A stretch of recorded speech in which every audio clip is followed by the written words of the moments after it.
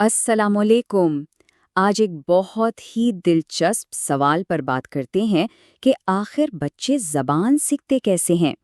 हम एक ऐसे नज़रिए यानी बिहेवियरिज्म या सुलूकियात को समझने की कोशिश करेंगे जो असातिज़ा के इम्तिहानात में अक्सर पूछा जाता है।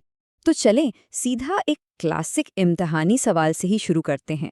वो कौन लोग थे जिनका मानना था कि बच्चे ज़बान सीखने के लिए बुनियादी तौर पर नक़ल का सहारा लेते हैं?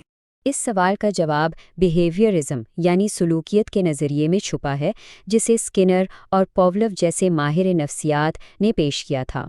अच्छा, तो इनका कहना ये था कि ज़बान सीखना कोई जादू नहीं है, ना ही ये कोई पैदाइशी सलाहियत है, ये तो बस आदतें बनाने का एक अमल है। तो सवाल ये है कि आखिर ये आदतें बनती कैसे हैं? आइए देखते हैं। तो सलूकियात के नज़रिए के मुताबिक ज़ुबान सीखने का पूरा अमल 3 बुनियादी सुतूनों पर खड़ा है। ये सारा अमल नकल से शुरू होता है। बच्चे जो सुनते हैं उसे कॉपी करते हैं, फिर बार बार मश्क करने से वो चीज़ पुख्ता होती है और आखिर में रट्टा लगाने से वो आदत का हिस्सा बन जाती है। यही इस नज़रिए का पूरा मैकेनिज़्म है। लेकिन कहानी यहीं ख़त्म नहीं होती। B.F. स्किनर ने इसमें एक और बहुत अहम चीज़ शामिल की, और वो था हौसला अफजाई यानी इनाम या रिवॉर्ड का तसव्वुर। तो यहाँ सबसे अहम नुक्ता ये है कि जब भी बच्चे को कोई मुस्बत रद्द अमल मिलता है तो इस बात के इम्कानात बढ़ जाते हैं कि वो उस काम को दोबारा करे। यही रीइंफोर्समेंट का उसूल है। इसको एक बहुत सादा मिसाल से समझते हैं। एक छोटा बच्चा कहता है पानी, उससे फौरन एक गिलास पानी मिल जाता है। अब ये जो पानी मिला, ये उसके लिए एक इनाम है।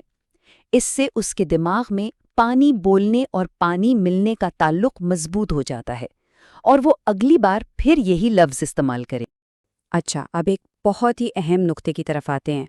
ये वो बात है जिसे ख़ास तौर पर इम्तिहान की तैयारी करने वालों को जहन में रखना चाहिए, क्योंकि अक्सर लोग यहीं पर गलती कर जाते हैं।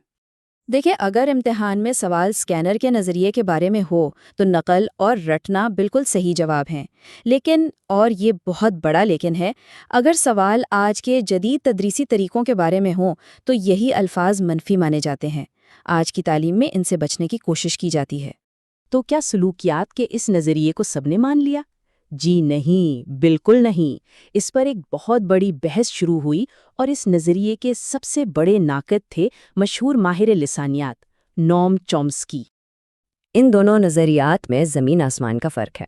चॉम्स्की का मानना था कि ज़बान सीखने की सलाहियत हमारे अंदर पैदाइशी तौर पर मौजूद होती है, हमारे दिमाग में एक तरह की डिवाइस होती है, जबकि स्किनर के नज़दीक ये मुकम्मल तौर पर एक बैरूनी अमल था जो हम माहौल से नकल करके सीखते हैं। तो चलें, अब तक हमने जो कुछ समझा है उसे एक छोटे से क्विज के जरिए परखते हैं। तैयार हैं? कोशिश करें कि पीछे देखे बगैर जवाब दें। पहला सवाल ये है कि नकल और रटने के जरिए ज़बान सीखने का नज़रिया किन अहम शख्सियात से जुड़ा हुआ है? अगर आपके जहन में स्किनर और पावलोव का नाम आया है तो आपका जवाब बिल्कुल दुरुस्त है। अच्छा जी, दूसरा सवाल, ज़रा इस टॉपर अलर्ट को याद करें जो हमने डिस्कस किया था। क्या आज की जदीद तदरीस में रटने को एक अच्छा तरीका समझा जाता है? जवाब है बिल्कुल नहीं। यही वो अहम फ़र्क है जो एक पुराने नज़रिए को आज के तालीमी निज़ाम से बिल्कुल अलग कर देता है। और आखिरी सवाल, इस नज़रिए के हवाले से मश्क की इस्तिलाह का क्या मतलब है? बिल्कुल सही, इस नज़रिए के तनाजुर में मश्क का मतलब है किसी चीज़ को बार बार दोहराना, यानी प्रैक्टिस या ड्रिल करना। तो हमने ये देखा कि सुलूकियात के तरीक़े आज के क्लासरूम के लिए शायद इतने कारआमद नहीं हैं, लेकिन यहाँ एक आखिरी और बहुत गहरा सवाल पैदा होता है। अगर हमने इस नज़रिए को अब इस्तेमाल ही नहीं करना, तो फिर भी मुस्तक़बिल के असातिज़ा के लिए इसे समझना इतना ज़रूरी क्यों है? आखिर एक नाक़िस समझे जाने वाले नज़रिए से भी क्या सीखा जा सकता है?